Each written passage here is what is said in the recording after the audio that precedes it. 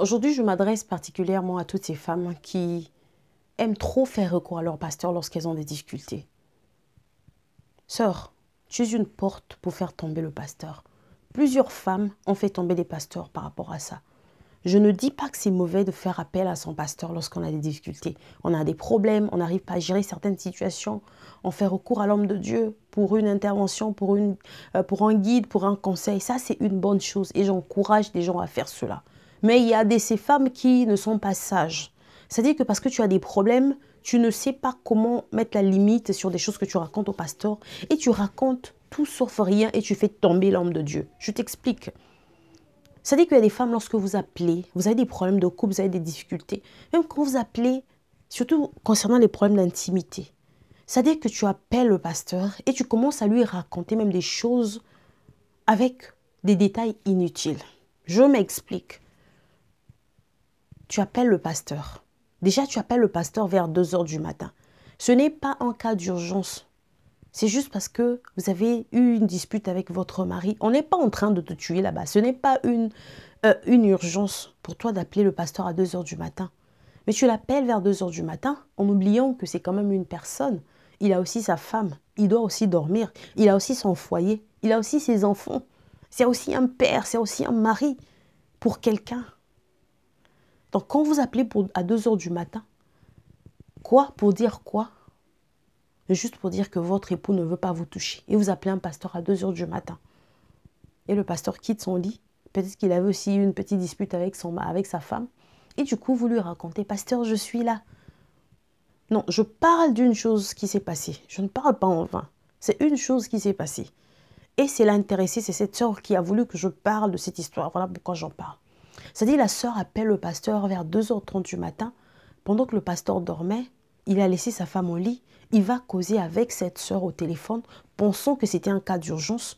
Mais elle appelle pour dire que, en fait, pasteur, tu connais les difficultés que j'ai avec mon mari. Ça fait un moment qu'il ne me touche plus et tout. Là, il est 2 heures du matin.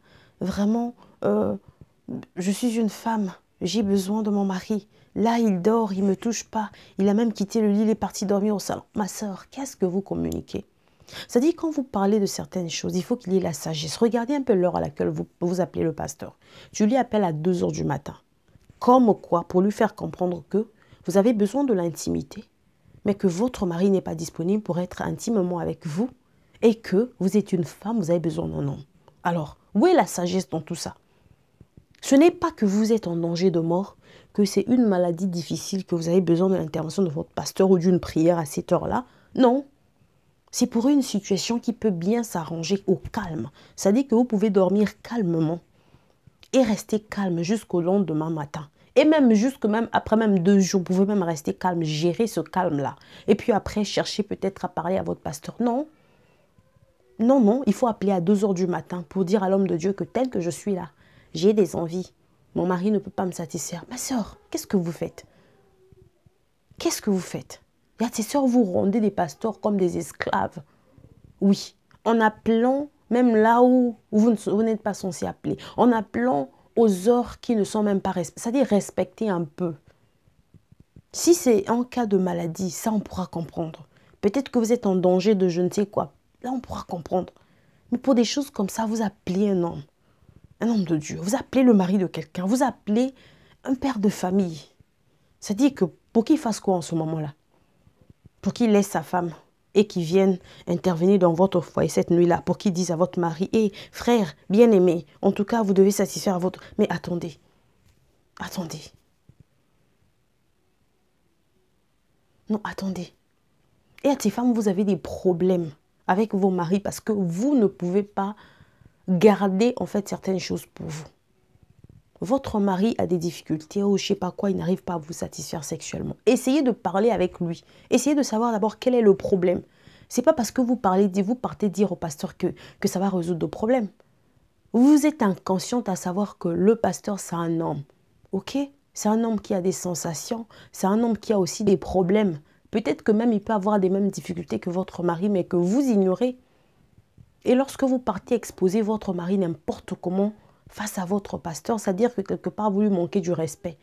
Et souvent pour les hommes comme ça crée un dégoût. Même s'il est un chrétien, mais ça crée un dégoût. Ça dit comment ça vous dégoûter. Parce que vous n'avez pas la sagesse de gérer certains problèmes pour vous. Ça dit que pour vous, il n'y a pas de secret.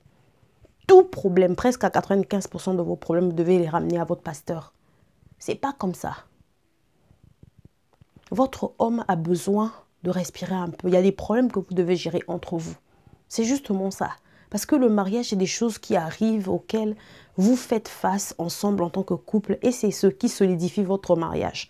Déjà, si vous commencez dans votre mariage que vous ne pouvez pas gérer certaines situations entre vous, il faut seulement qu'il y ait l'intervention d'une personne intermédiaire. Ça veut dire que vous avez des sérieux problèmes. Vraiment, vous avez des sérieux problèmes. En tant que deux personnes qui s'aiment, deux personnes qui se sont unies, vous devez être en mesure de gérer certains problèmes entre vous. Et la plupart de vos problèmes, non pas seulement certains, mais la plupart de vos problèmes, vous devez être en mesure de les gérer entre vous, monsieur, dame. Et c'est mieux que vous soyez dans une position où lorsque vous faites appel, où vous avez besoin de l'intervention d'une personne intermédiaire, que ce soit vraiment une situation difficile, une situation assez compliquée. Mais que ce ne soit pas sur les problèmes de tous les jours parce que vous avez eu une petite dispute, parce que le mari s'est fâché, parce qu'il n'est pas rentré à l'heure exacte, parce que ceci, vous donnez, en fait, ça dit que vous fatiguez même les pasteurs. Vous ne leur respectez pas. Ça dit que vous les fatiguez en fait. Vous êtes des brebis qui fatiguent en fait. Une brebis qui fatigue le pasteur. C'est-à-dire qu'à tout moment, c'est juste vous. À tout moment, c'est juste vous. Ma soeur, Dieu peut aussi vous écouter. Je ne dis pas que c'est mauvais de faire recours à son pasteur. Mais quelquefois, priez d'abord avant de courir vers le pasteur. Souvent même, il y a des femmes, vous courez vers le pasteur, mais vous ne priez même pas pour cette situation. Vous voulez voir le changement. Le pasteur va prier pour vous, mais ce n'est pas le pasteur qui va croire à votre place. C'est à vous de croire. C'est à vous de croire. Parce que la Bible dit que tu ne peux pas t'approcher de Dieu en pensant vouloir, en pensant recevoir quelque chose de Dieu. Si tu ne crois pas, il n'y a absolument rien. La foi, il faut croire d'abord. Parce que tu peux aller, pasteur, prier pour moi, prier pour mon foyer. Oui, le pasteur va prier, mais si toi, tu ne crois pas que la situation va changer et tu ne changes pas aussi ton comportement, tu es toujours là, parler. Ça ne va rien changer. Au contraire, tu vas juste empirer la situation. Et tu donnes un travail inutile, tu charges le pasteur pour rien. Alors qu'il y a des personnes qui ont vraiment besoin de lui, ils ont vraiment besoin de son intervention, ils ont vraiment besoin de son aide. Mais toi, tu viens juste encombrer. Midi, tu appelles. 15h, tu appelles. 20h, tu appelles. Tu appelles. Pour des situations auxquelles toi, tu peux arranger, même par rapport à ton comportement. Quand on te donne un conseil, tu ne veux pas écouter un conseil. Quand on te parle, tu ne veux pas écouter. Pour toi, tu es déjà là, tu es déjà comme ça. Ça dit que moi, je suis toujours comme ça. Qu'on te prenne comme ça ou on te laisse. Mais tu es la première à aller appeler le pasteur à tout moment. Pasteur, mon mari a fait. Pasteur, mon mari a dit. Pasteur, est-ce que tu t'es déjà dit, ok, laisse-moi un peu m'asseoir, poser un peu ma tête, le mettre un peu calme sur un fauteuil, essayer d'écouter un peu mon mari. Qu'est-ce qu'il me reproche? Qu'est-ce qu'il me reproche? C'est-à-dire que qu'est-ce que mon mari me reproche? Et faire une rétrospective, c'est-à-dire que, ok, c'est ce qu'il a dit, ok, comment est-ce que je peux essayer de faire pour changer un peu ça? Laisse-moi d'abord essayer de changer un peu les choses. Non, toi, c'est toujours le pasteur. Et tu fatigues les gens. Et quelquefois, quand vous partez même parler au pasteur, ça dit que vous n'avez pas de respect. Il y a certaines choses que... Le pasteur, c'est une personne mature. Il va vous comprendre les choses que vous dites déjà. Ça ne sert pas de lui dire des détails dans vos vies d'intimité que mon mari me touche comme ceci, il me fait ceci. C'est-à-dire que quand vous faites comme ça, combien de femmes ont fait tomber des pasteurs comme ça dans le péché? Vous expliquez dans tous les détails que mon mari ne me touche plus. Je suis une femme qui aime qu'on me touche comme ceci, comme cela. J'aime une femme comme... Je suis une femme que je suis habituée à ceci. J'aime des touches, ceci. Est-ce que votre pasteur a besoin d'écouter cela? Et quand vous dites toutes ces choses-là concernant l'intimité avec beaucoup de détails comme ça, si lui aussi il a une faiblesse, ou bien qu'il traverse aussi des moments difficiles, là où peut-être maman pasteur ou sa femme ne veut pas peut-être être disponible dans l'intimité, vous allez commencer à lui donner des pensées bizarres dans sa tête. Souvent, à plusieurs femmes, vous avez fait tomber les hommes de Dieu comme ça. Quand vous vous approchez, on vous donne une opportunité un peu, vous parlez un peu pasteur. C'est-à-dire que vous devenez, c'est-à-dire qu'il y a une familiarité qui rentre et puis il y a une légèreté qui rentre. Vous commencez à raconter. Je ne dis pas qu'il faut mourir avec son problème. Mais quand vous racontez un problème, essayez comme d'avoir une sagesse. Parlez quand même en parabole. Ça dit que vous parlez un peu avec beaucoup de respect. Ne vous rabaissez pas au point de justement tout raconter, je ne sais comment, avec les moindres détails. Moi, j'aime ceci, moi, j'aime cela. Parce que quand vous touchez des sujets sensibles, comme l'intimité, que vous voulez parler dans certains points, mais je suis aussi une belle femme, on doit aussi, ça me fait aussi du bien comme tout ceci, cela. Qu'est-ce que vous communiquez avec votre pasteur? Il y a même des pasteurs, il y a même des femmes, vous allez plus loin pour dire que, ah, pasteur, en tout cas, votre femme, c'est une femme bénie, quoi. Ah, si seulement je pouvais avoir mon mari à moi comme vous, pasteur. C'est-à-dire qu'en d'autres termes, vous avez déjà dit, pasteur, ce serait bien que si toi, tu es tel que tu es là, ce serait juste bien que toi, tu sois mon mari. Alors, si c'est un homme qui a aussi de la faiblesse, qu'est-ce que vous lui communiquez? C'est-à-dire que vous êtes dispo, vous êtes available, vous êtes dispo. Et c'est comme ça que plusieurs femmes ont fait tomber beaucoup de pasteurs. Et c'est à la fin que vous allez dire que non, le pasteur m'a trompé. Le pasteur m'a trompé. Parce que c'est quoi? Vous aurez honte. Honte de dire que c'est votre comportement qui a fait en sorte que ce homme-là puisse tomber. Mais vous allez seulement dire que le pasteur m'a fait tomber.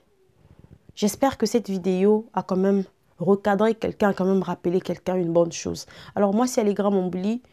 On se retrouve à la vidéo prochaine. Si la vidéo vous a plu, en tout cas, n'hésitez pas de commenter, de partager pour aider une âme, pour aider une sœur. Les sœurs qui exagèrent là.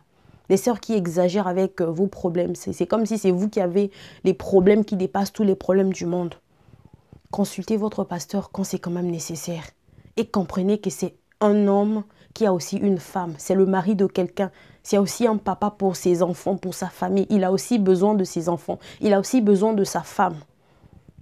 C'est-à-dire quand vous appelez tard, considérez aussi, est-ce que ce problème dont je vais appeler tard me vaut la peine pour moi d'appeler aussi tard? Est-ce que je ne peux pas attendre demain? Est-ce que je ne peux pas attendre le jour d'après? Est-ce que je ne peux pas d'abord prier, demander d'abord le guide de Dieu? Est-ce qu'il faut nécessairement que j'appelle le pasteur à tout moment pour lui dire qu'il y a ceci, il y a cela?